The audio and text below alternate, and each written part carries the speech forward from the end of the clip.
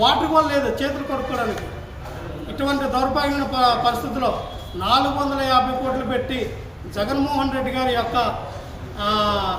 యొక్క స్టాచ్యూని, ఈ యొక్క స్మృతివనాన్ని ఆయన నిర్మిస్తే, కూటమి ప్రభుత్వం వచ్చిన తర్వాత దీన్ని ఏ రకంగా మరి నిర్వీర్యం ఉన్నారు, మరి దీన్ని ఎటువంటి మెయింటెనెన్స్ లేకుండా చేస్తూ ఉన్నారు మనకు అర్థమవుతాం. మేము ఒకటే చెప్తున్నాం, ఇక్కడ ఉన్న సెక్యూరిటీని అడిగితే ఏమో చెప్తూ ఉన్నారంటే పైకి వెళ్ళడానికి పర్మిషన్ లేదండి కలెక్టర్ గారికి, కమిషనర్ గారు.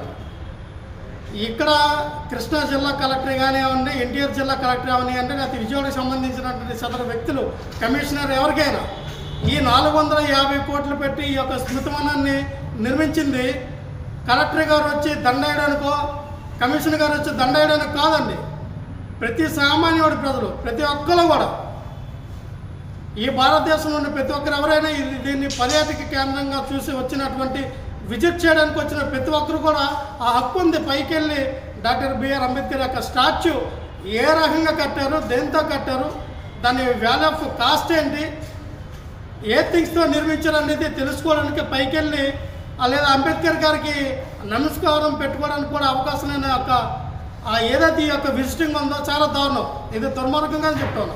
కలెక్టర్ గారు ఆర్డర్ జీవో పాస్ చేశారట. ఏ విధంగా ఏ ప్రాథమికంగా మీరు జీవో పాస్ చేస్తారు? కలెక్టర్